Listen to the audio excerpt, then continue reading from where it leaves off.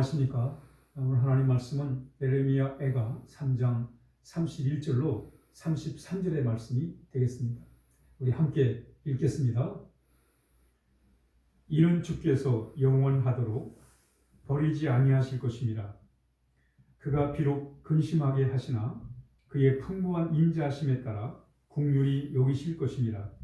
주께서 인생으로 고생하게 하시며 근심하게 하심은 본심이 아니시도다. 아멘.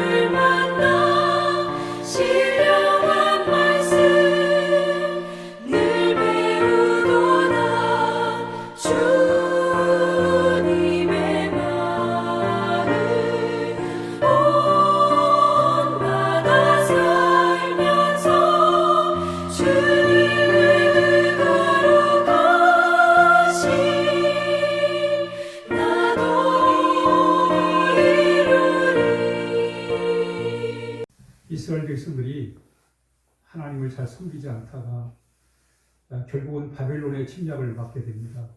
그래서 성전이 파괴되고 성벽이 무너지게 되죠.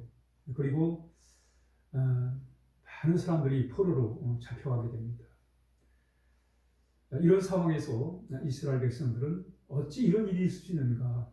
하나님이 택한 백성 우리가 어떻게 이런 일이 있을 수 있는가 하면서 하나님을 원망하게 됩니다. 하나님을 잘 섬기지 않은 것에 대해서는 반성과 회개가 없어요. 그저 지금 당장 어려움 당하는 것 때문에 하나님을 원망하고 있는 것입니다. 이때 예레미야는 그들을 향해서 이렇게 선포합니다. 하나님이 우리를 영원토록 버리시지 않을 것이다. 그러면서 하나님께서 우리로 하여금 이렇게 어려움을 당하게 하는 것은 바로 하나님의 본심이 아니라, 그러면서 하나님은 바로 우리에게 사랑과 긍휼을 베푸시는 분이기 때문에 하나님이 다시 우리를 회복하실 것이라는 그런 메시지를 전하고 있는 것입니다. 오늘 본문에서 하나님의 본심에 대하여 말씀하고 있습니다. 지금 이렇게 어려움 당하는 것이 하나님의 본심이 아니다 라고 하는 것을 오늘 본문에서 우리에게 가르쳐주고 있는 것입니다. 그렇습니다, 여러분. 신앙은 하나님의 본심을 알아가는 거예요.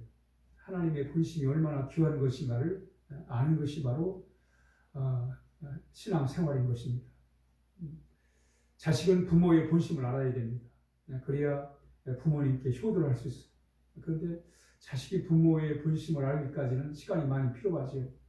그죠? 참 부모 입장에서 자식 잘 되라고 한두 마디 하는 걸 가지고 오해를 하고 또 그것 때문에 부모를 원망하는 그런 일들이 벌어지게 됩니다. 그러나 나이가 들어가면서 이것이 부모의 참 본심이 아니었구나. 본심은 여전히 나를 위한 것이었고 나를 사랑한 것이었구나 라는 것을 깨닫게 되지요. 그러면서 이제 부모를 향한 효심을 갖게 되는 것입니다. 신앙도 마찬가지입니다. 우리가 정말 하나님의 그 본심을 알기까지는 우리가 하나님과의 아름다운 관계를 우리가 계속해서 유지해 나가야 할 것입니다. 성경에 보면 이 므낫세가 하나님을 잘 섬기지 않았어요. 아버지 시스기야는 나름대로 하나님을 잘 섬기는데 아들 므낫세는 하나님을 잘 섬기지 않고 우상을 섬기고 오히려 참 하나님을 거부하는 그런 삶을 삽니다. 그러다가 그가 나중에 어려움을 겪게 되지요. 큰 어려움을 겪게 됐을 때 그는 하나님을 찾아요. 하나님을 찾은 이후에 그가 이렇게 고백을 합니다. 역대상 33장 13절에 기도하였으므로 하나님이 그의 기도를 받으시며 그의 간구를 들으시사 그가 예루살렘에 돌아와서 다시 왕위에 앉게 하심에 므낫세가 그제서야 여호와께서 하나님이신 줄을 알았더라 그랬어요. 므낫세가 왕이 돼가지고는 하나님을 잘 섬기지 않았습니다. 아버지 뒤를 이어서 하나님을 잘 섬겨야 되는데 그러지를 못했습니다. 그러다 결국 아수르에게 포로로 잡히게 되고 바벨론으로 끌려가게 되는 그런 어려움을 겪게 됩니다. 그런 어려움 속에서 하나님께 기도를 드려요. 하나님께 기도를 드릴 때 하나님께서 그 기도를 응답해 주십니다. 이때 이 느헤미야가 그런 얘기를 하는 거예요. 하나님께서 참 여호와께서 나의 구원자가 되심을 이제서야 내가 알았다는 거예요. 하나님의 본심을 늦게서야 알았다는 것입니다. 므낫세는 늦게 하나님의 본심을 알았어요. 일찍 알았더라면 참 아버지의 뒤를 이어서 기후한 일들을 했을 텐데 그러지 못했다는 것입니다. 그렇습니다, 여러분. 우리는 바로 하나님의 귀한 본심을 알고 그 본심에 의하여 우리는 위로받고 우리가 희망 가지고 살아야 하는 것입니다. 하나님의 본심이 무엇입니까?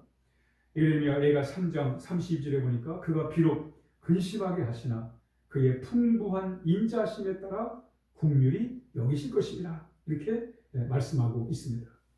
또 3장 22절에 보니까 여호와의 인자와 긍휼이 무무하심으로 우리가 진멸되지 아니할 거다.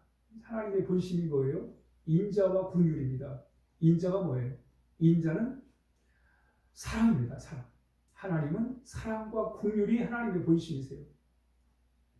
우리를 사랑하시고 우리를 불쌍히 여기시는 마음, 그게 하나님의 본심이란 말이죠.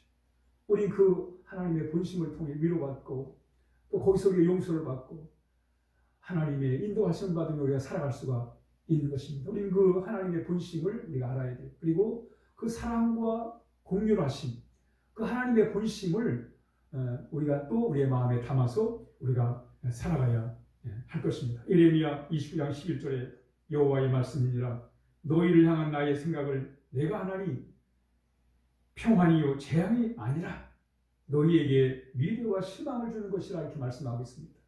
하나님은 사랑과 공의를 통해서 우리에게 평안을 주시고 우리에게 미래의 희망을 주고자 하시는 마음, 바로 그것이 하나님의 본심인 것입니다. 그러므로 우리는 하나님의 자녀로서 하나님의 마음 본심인 이 사랑과 긍휼의 마음을 우리의 마음에 담고 살아야 할 것입니다. 그럴 때 바로 우리의 삶이 복되는 거예요. 주님의 마음을 본받는 자는 참 마음의 평안이 오게 되는 것입니다. 또 이 험한 세상을 하나님의 능력으로 이기면서 살아갈 수가 있는 것입니다. 그래 우리는 하나님의 본심을 회복해야 돼요. 아담이 타락한 이후에 우리는 하나님의 형상을 따라 지으신 하나님의 본성을 잃어버렸어요. 타락한 본성이 되어버렸단 말이죠. 이걸 다시 우리 예수님을 통해서 성령을 받음으로 인해서 우리는 이 본심을 회복해야 됩니다. 어느 수도사가 강에서 목욕을 하다가 그 나무에서 떨어졌는지 물에 빠져 죽어가는 전가를 보게 됩니다. 그래서 불쌍한 마음이 들어가지고 전가를 이제 살려주려고 솥바닥 위에 올려놓고 이제 밖으로 나가는 거예요. 물 밖으로 나갑니다. 근데 이 전갈이 말이죠. 자기 살려주는 줄 모르고 쏴버렸어요. 그래서 이 수도사 깜짝 놀라가지고는 물바닥에 다시 물로 전갈을 떨어뜨립니다. 그래서 이 수도사가 그 전갈에 쏘여가지고 고통을 당해요. 그러면서도 다시 전갈을 보니까 또 전갈이 불쌍한 마음이 들어가지고 물에서 다시 건져가지고 솥바닥 위에 두 번째로 먼저 다시 또 나갑니다. 또 이 정관이 또 쏘는 거예요. 이때는 더 심각하게 고통을 느끼게 됩니다. 다시 또 물이 떨어졌는데 이 수도가 다시 그걸 세 번째 건져 올려가지고는 또 나갑니다. 세 번째 정관이 또 쏘는 거예요. 이번엔 전신이 참 고통을 당합니다. 그럼에도 불구하고 이 수도사는 정관을 이제 밖으로 나가가지고 이렇게 살려주게 됩니다. 이때 그 모습을 지켜보던 이 친구가 왜 그 바보 같은 짓을 하냐고, 전갈은 네가 살려주는 것도 모르고 계속 쏠 거다. 그게 본성이다 라고 얘기를 합니다. 이때 이 수도사가 하는 말이 맞다. 전갈은 그게 본성이다. 그걸 자기를 보호하기 위해서 상대의 적을 쏘는 것이 본성이다. 전갈은 쏘는 게 본성이지만 이 수도사의 본성은 바로 전갈을 살려주는, 생명을 살려주는 것이 나의 본성이다 라고 얘기를 했다고 합니다. 그렇습니다, 여러분. 우리 신앙은 하나님의 본성을 회복하는 거예요. 하나님의 거룩하심과 하나님의 의로우심과 하나님의 진실하심과 하나님의 그 사랑을 우리 안에서 회복해 나가는 것입니다. 그럴 때 우리 개인이 복된 삶을 살게 될 것이고, 또 우리 가정이 더 보다 나은 행복한 가정이 될 것이고, 우리 사회가 더 좋은 사회가 되어 갈 것입니다. 오늘 하루의 삶도 우리 하나님의 본심을 알아서 사랑과 긍휼을 우리의 마음에 품고 이제 우리가 살아갈 때 오늘 하루가 복된 하루가 될 것입니다. 함께 기도하겠습니다. 하나님 아버지, 감사합니다. 우리를 하나님의 자녀 삼으신 주님, 하나님의 본심을 알아서 그 하나님의 사랑과 긍휼을 통해서 위로받게 하시고 용서받게 하시고 날마다 새로운 삶을 살게 하여 주시옵소서. 우리 안에 하나님의 아름다운 본성이 회복됨으로 말미암아 우리의 삶이 늘 복받은 삶으로 살아갈 수 있도록 함께 하시기를 원합니다. 예수님의 이름으로 기도하옵나이다. 아멘.